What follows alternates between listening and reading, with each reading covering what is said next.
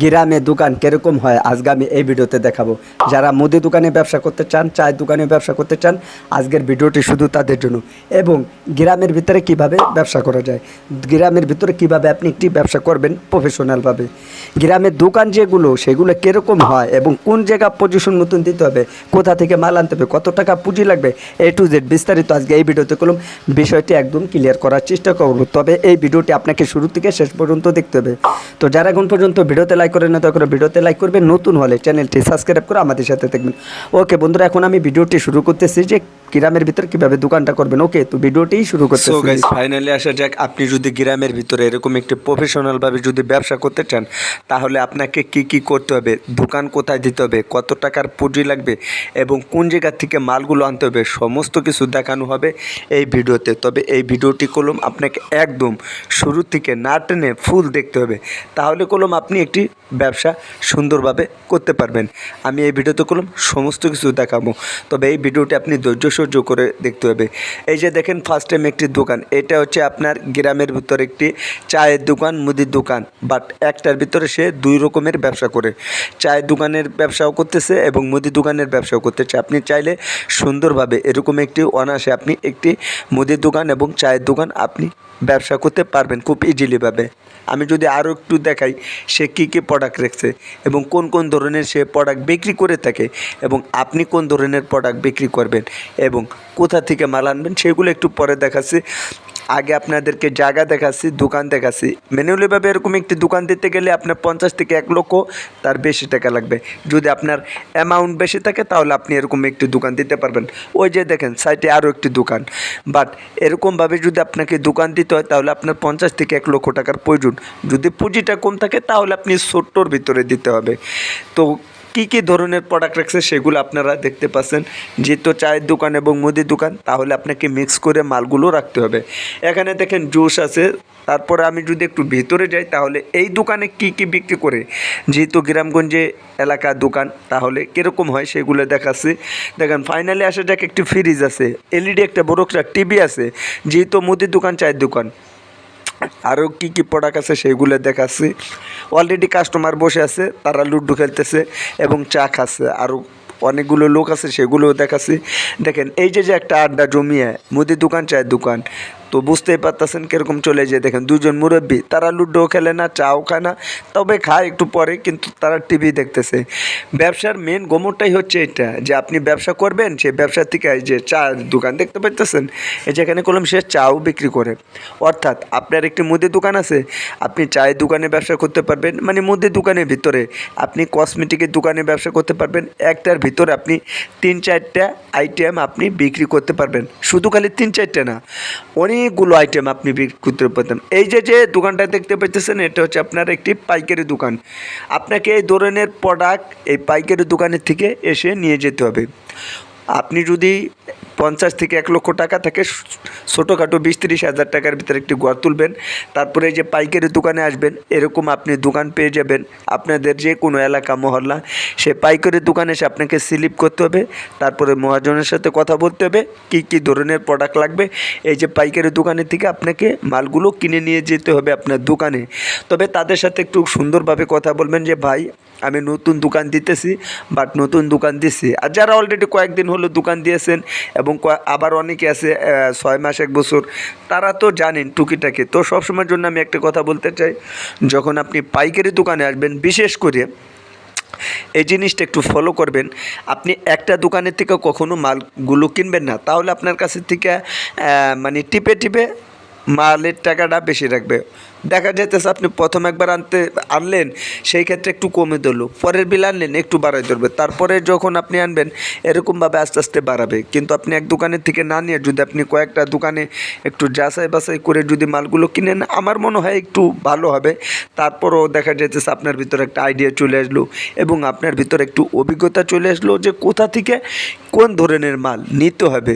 তাহলে দেখা যেতেছে ব্যবসার যে একটা গোমর থাকে, একটা আইডিয়া থাকে, সেটাও আপনার জানা হয়ে গেছে। বাট আমি বলতে চাই এই কথাটাই, যখন আপনি একটি দোকানে আসবেন, সেই দোকানে কোন কোন প্রোডাক্ট তারা বিক্রি করে, এবং এই যে দেখতে পাইতেছেন 7 আপ, কেলেমন মজো, স্পিরিট এবং কোক, আরও জাতীয় যে পানিগুলো আছে, এগুলা তারা কত চাইতেছে আপনি শুনে প্রথম নেবেন না, দরকার নেই। আপনি বলবেন যে আমি আসতেছি, আমার একটু কাজ আছে, বাট আপনি চলে যাবেন এই পাইকারি দোকানে, আরও কোথায় তারা কোন ধরনের মাল বিক্রি করে, আপনি চলে যাবেন সেখানে যায় জিজ্ঞাসা করবেন, এই প্রথম দোকানে শুনবেন, বাট ওখানে যা বলবেন না জানি আবার আপনারা বললেন না, অনেকে আছে আবার বলে ফেলেন যে অমুক দোকানে কলম এরকম বলছে। হ্যাঁ, এটা আপনি এখন বলবেন না, পরে বলবেন। মাল কিনে কলম আপনি যাচাই বাছাই করে মালগুলো কিনবেন। এবার তো পাইকারি দোকানের থেকে মাল কিনা হয়ে গেল, আমি এবার দেখাবো গ্রামের ভিতরে থেকে কোম্পানি এবং গাড়ির লোক এসে মাল কীভাবে দিয়ে যায়। এই যে দেখেন অলরেডি এক ভাই কলম গাড়ি থামাচ্ছে একটি দোকানের সামনে, ওই যে দেখেন ওইটাও মুদি দোকান। বাট আমি যে প্রথম যে দোকানটা দেখেছিলাম, এই যে দেখতে পাইতেছেন, আপনার দোকানে কলম এরকমভাবে মাল নিয়ে আসবে, তখন আপনি তাদের সাথে কথা বলে রাখবেন যে ভাই কত, এটাও আপনি জানবেন যে প্রথম অবস্থা আপনার দোকানে কত টাকা সে দিতেছে এবং কত টাকার মাল দিল। এই যে এইগুলা ম্যানুয়ালিভাবে দেখা যাইতেছে প্রত্যেকটা দোকানে এগুলা 250 টাকা কইরা বিক্রি করে, অর্থাৎ আপনার 300 টাকা উঠে আর আপনার 50 টাকা লাভ থাকে প্রত্যেকটা প্রোডাক্ট আর কি। এবার আমি আরও একটি দোকান দেখাবো যে মুদি দোকানের যে সিস্টেমগুলো, এই যে দেখেন, এই যে হচ্ছে মুদি দোকানের সিস্টেম। আপনি হিউজ পরিমাণে প্রোডাক্ট রাখবেন, প্রত্যেকটা প্রোডাক্ট যেন আপনার বেশি বেশি থাকে এবং ডেকোরেশন ডিজাইন সেটা যেন অনেক সুন্দর হয়, তাহলে কাস্টমার আপনার দোকান ছেড়ে অন্য কোথাও যাবে না। এইবার দেখা যাইতেছে আপনি যদি কাস্টমার পান তাহলে আপনার বেচা কেনাটা বেড়ে যাবে। এই যে দোকানটা দেখতে পেতেছেন, এটা লোগোটা এবং ডিজাইনটা এবং দেখেন ডেকোরেশনটা কত সুন্দর, কাস্টমার এমনিতেই কলম চলে আসবে। এই ধরনেরভাবে প্রফেশনালভাবে যদি আপনি ব্যবসা করতে পারবেন, বিশ্বাস করেন ভাই, তাহলে আপনি প্রত্যেক মাস হাজার হাজার লক্ষ লক্ষ টাকা আপনি প্রত্যেক মাসে ইনকাম করতে পারবেন। এরকম টাকা আমার মতন আপনিও গুনতে পারবেন ব্যবসা করে। তো গাইস, আপনারা দেখতে পেলেন, এভাবে যদি আপনারা ব্যবসা করেন এবং দোকান দেন, তাহলে দেখা যাইতেছে আপনাদের জন্য কোনো সমস্যা হবে না। তবে আপনাকে দেখে শুনে বুঝে আপনাকে ব্যবসাগুলো করতে হবে। যারা ম্যানুয়ালিভাবে বুঝেন না, অবশ্যই বলবো ভিডিওর নিচে কমেন্ট করার জন্য। অনেক ভাইরা আছে কলম বুঝতে চান না, বাট অনেক ভাইরা আছে কলম মানে অভিজ্ঞতা থেকেই কলম ব্যবসা করেন, এটা খুব ভালো কথা। কিন্তু অনেকেই আছে আবার না বুঝে ব্যবসা করেন, মানে সেগুলো কীরকম, ধরে নিন আপনার মন চাইলো আপনি একটি ব্যবসা করলেন, সেটার প্রতি কোনো অভিজ্ঞতা নাই, আইডিয়া নাই, বাট আপনি কোথা থেকে পরে হিমশিমের ভিতর পড়ে যায়। অনেকেই তো আবার এরকম আছে যে লসও খায়, 2-4-50 হাজার টাকা কিংবা 1 লক্ষ টাকার মাল উঠাইছে, দোকান দিছে, সমস্ত কিছু দিছে, কাস্টমারের সাথে লেনদেন করছে, বাকি দিয়ে দোকান শেষ। 6 মাস 1 বছর পর কিংবা 2 বছর পরে দেখে যে সে মাল উঠাইতে পারতেছে না, বাট তার সিচুয়েশনটা অনেকটা খারাপ চলে যায়। আমি ওই ভাইকে বলবো, দেখেন, একটি ব্যবসা করতে হলে আগে ওই বিষয়টা জানেন, বুঝেন, তারপরে আপনাকে ব্যবসা করতে হবে।